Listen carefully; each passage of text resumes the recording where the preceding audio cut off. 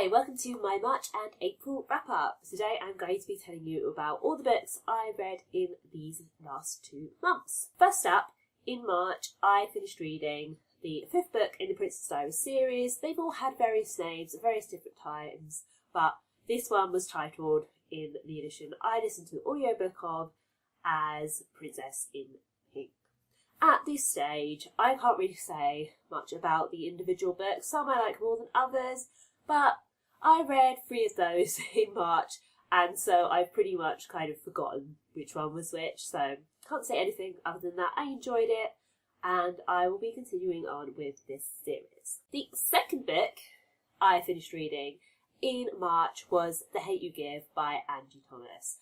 I had really been anticipating reading this book. It is, as the tagline says, the book everybody is talking about, or the book everyone's talking about. It is a book inspired by the Black Lives Matter movement in the US, and it follows the story of a girl who is the only witness to the killing of her best friend by a white police officer. I really enjoyed The Hate U Give. I wasn't expecting to enjoy it that much. I expected that it would be interesting, that I'd learn things from it. I wasn't expecting it to be as much fun as it was. It was surprisingly funny. There's this one bit towards the end where it's a very tense scene. My heart was racing. I was on the edge of my seat, so scared for the characters. But at the same time, I was laughing my head off because it was so funny. I remember sitting on the sofa, reading it, and cracking up laughing, but also being like, I am so tense, this is so tense. And that's not something I've ever experienced when reading a book before. I didn't even know that was possible, so well done, Angie Thomas. I actually did a blog post with a full list of reasons why you should read The Hate U Give, so if you'd like to check that out, I will put the link in the description. The third book I finished reading in March was A Quiet Kind of Thunder by Sarah Bernard. I was not expecting to really enjoy this one either as much as I did, but I loved it. It's about a girl with selective mutism who meets a deaf boy and how they kind of build a friendship, and then it turns into something more, and will it all work out in the end. It's basically a romance, and you know, with a premise like that, you can kind of often expect the book to be quite cheesy.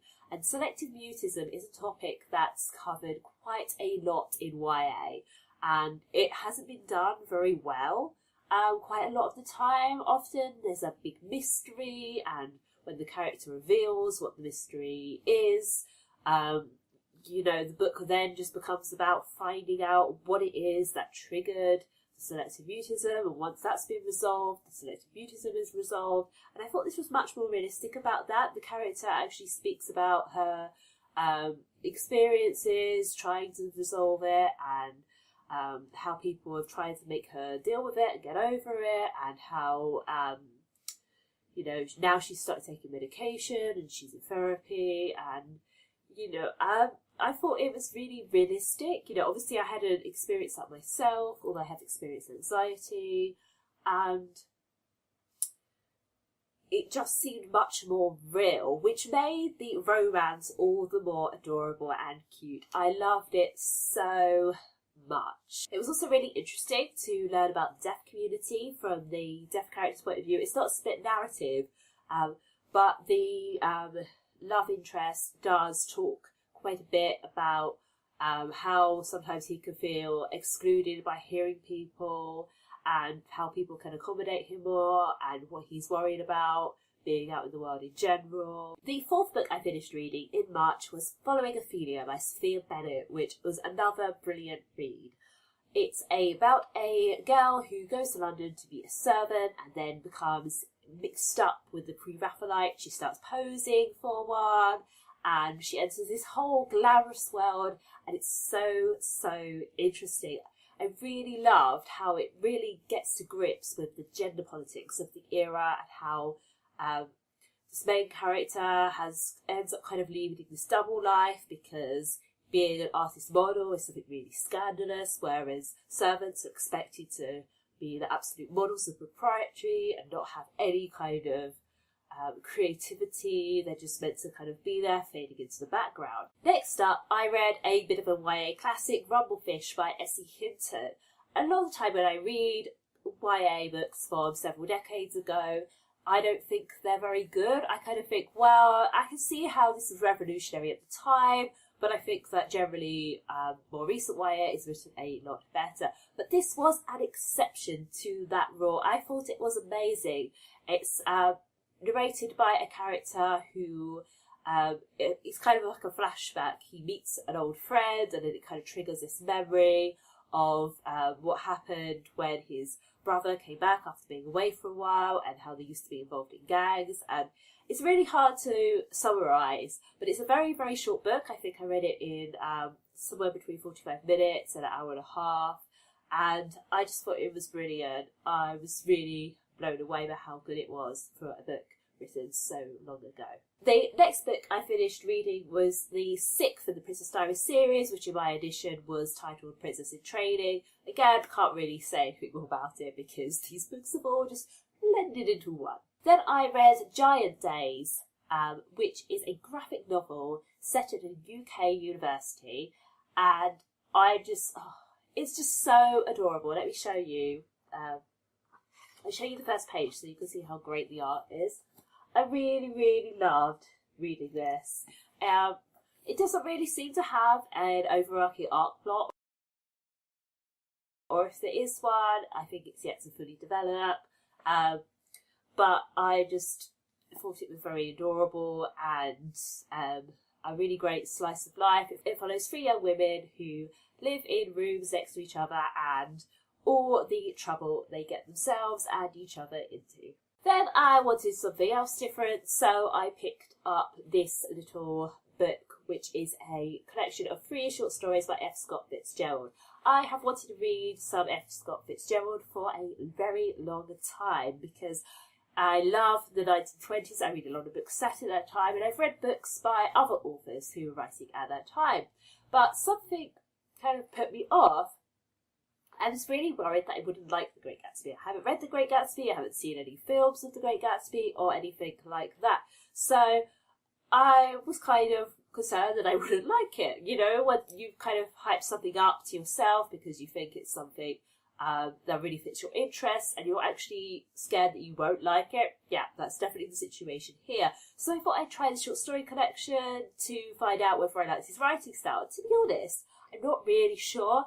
I really liked the 3rd story. It's really stuck with me, but I can't really remember the other 2 off the top of my head.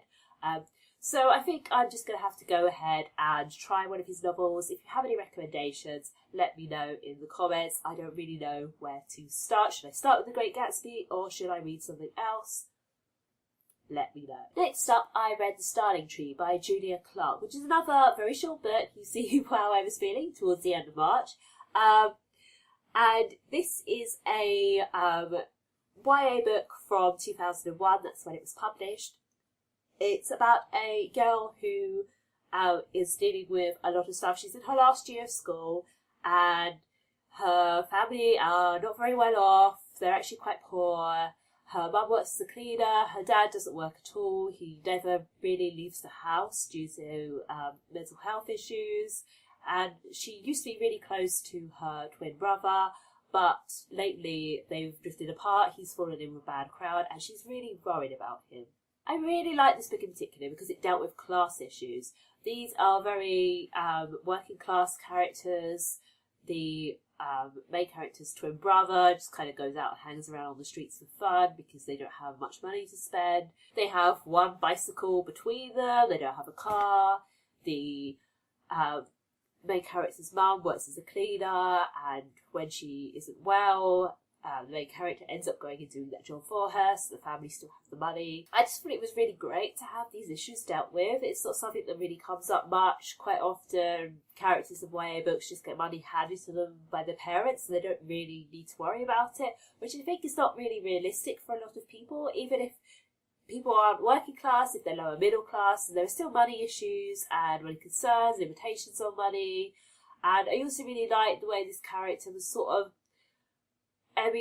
between being hopeful for the future and just kind of despairing. I thought it was very true to life. And when she meets a teacher who could change everything and develops a crush on him, I thought it was really, really realistic. The last book I finished reading in April was the 7th book in the Princess Diaries series, Party Princess, in the edition I listened to.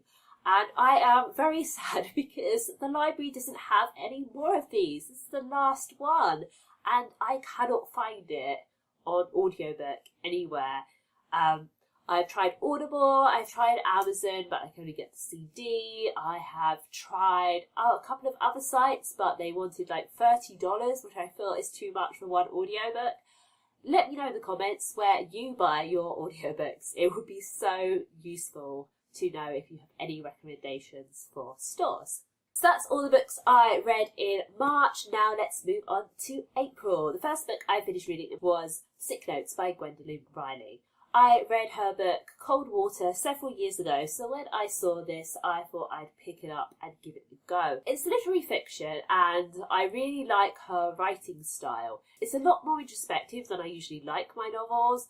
There are many chapters in which nothing really happens. The main character just sort of wanders around and thinks about stuff. And often that can bug me. I couldn't read a book like this all the time. It would, to be honest, drive me up the wall. I like there to be a plot, I like things to happen, I like characters to take action, but I really like the way the author describes people and places. To be honest, I read Cold Water so long ago that I can't really compare them to each other, but I did enjoy this and I will be picking up more of her books in the future, although I will probably wait a little while. This second book I finished reading in April is Arsenic for Tea by Robin Stephens, which is the sequel to Murder Most Unladylike, which I loved, as you'll have seen if you've watched my recent NetGalley Clear Out video.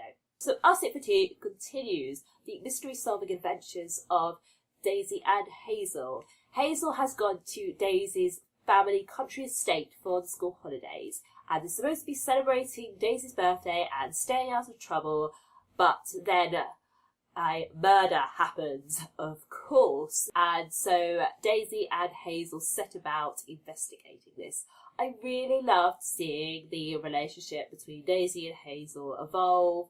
Hazel is seeing more of Daisy's bad sides, but from her experience in the previous book, she knows how to handle her, and I thought that was great. And I just loved the whole idea of them running around this large country house and trying to solve mysteries. Finally, in April, I finished reading Everything I Never Told You by Celeste Ng, which is a book that follows a family before and after the death of their eldest daughter, Lydia. This is not the kind of book that I would ordinarily read, but I had heard very good things about it, so when I saw it, I had to pick it up. I couldn't resist. At its heart, it's about two people who never really communicated properly, even though they were in love and have been married for many years. They came from very different backgrounds. The mother, Marilyn, is a woman who, growing up in the 50s, didn't have the full range of options that women did today, and she really wanted to be different. She didn't want to become a wife and mother like her own mum, whereas James, the father, is the son of Chinese immigrant parents, and growing up in America, he has obviously had a difficult time. He's never fitted in, and he has always wanted to fit in, to be popular, and both of them, because they have never achieved their own personal goals, put a lot of pressure onto Lydia, their daughter. And you see how this has affected her, them, and the other two children in the family, her older brother and younger sister. I thought it was beautifully written, so beautifully written that I didn't mind that the plot involved one of my least favourite tropes of all time. It really annoys me, stories about characters that don't communicate properly sometimes, but I wasn't annoyed by this at all. I thought it was beautiful and I would strongly recommend it. So that's the end of my March and April combined wrap up. If you enjoyed this video, give it a thumbs up. If you'd like to see more from me, hit the subscribe button, and you will see me again soon. Bye!